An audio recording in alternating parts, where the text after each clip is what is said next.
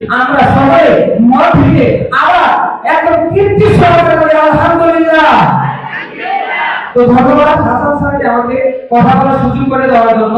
তো আমার নাম মোহাম্মদ শাফায়াত আলী সিফাত, পড়াশোনা করছি বাংলাদেশ ওপেন ইউনিভার্সিটিতে। তো পড়াশোনার পাশাপাশি প্রতিষ্ঠানে কাজ করছি আজকে প্রায় 4.5 বছর যাবত। এখন আমি সিম্পল কিছু কথা বলতে চাই।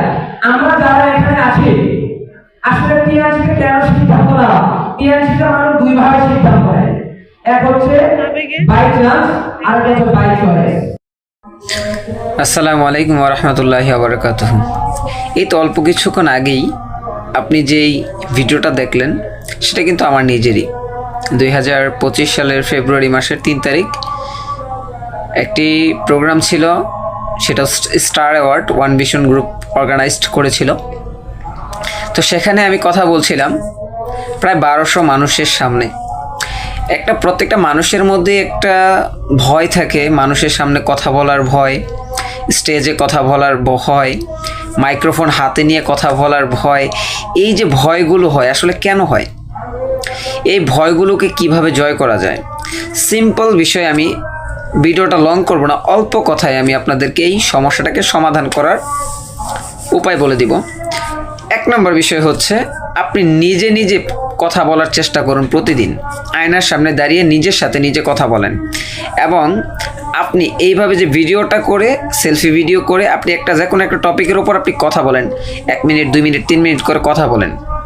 কথা বলার পরে আপনি আপনার ভিডিওটা দেখেন, দেখার পরে কোন জায়গায় আপনি ভুল হচ্ছে, কোন জায়গায় কথাটা মিস্টেক হচ্ছে, সেই জিনিসটা ফাইন্ড আউট করেন। এটা হচ্ছে 1 নম্বর। 2 নম্বর যে বিষয়টা আপনি দেখতে পারেন, আপনার অডিয়েন্সকে দেখে ভয় লাগে, একা একা কথা বলতে পারেন কিন্তু অডিয়েন্সকে দেখে ভয় লাগে, তাহলে আপনি কি করবেন? আপনি একটা চিন্তা সবসময় করে রাখেন, আপনার যিনি অডিয়েন্স আছে, যাদের সামনে আপনি কথা বলছেন, তারা কিচ্ছু জানে না, তারা টোটালি কিচ্ছু জানে না, আপনি সব জানেন। পৃথিবীর সবচেয়ে জ্ঞানী ব্যক্তি আপনি যেটা বলবেন এটাই ঠিক। এই চিন্তা করে যখন আপনি কি করবেন, প্র্যাকটিস করবেন, কথা বলবেন, তখন কিন্তু আপনার এই সমস্যাগুলো হবে না, অর্থাৎ নার্ভাসনেসটা কেটে যাবে। যেমন আমি কীরকম ছিলাম, আমার পাশে একজন ব্যক্তি বসা, ওনার হাতে ঘড়ি পড়া, ওনাকে আমি জিজ্ঞাসা করবো ভাই কয়টা বাজে, এই কথাগুলো আমার মুখ দিয়ে বের হইতো না। আমি এত বেশি ভয় পেতাম, কথা বলার যে ভয়, এটা আমার কাছে মারাত্মক সমস্যা ছিল।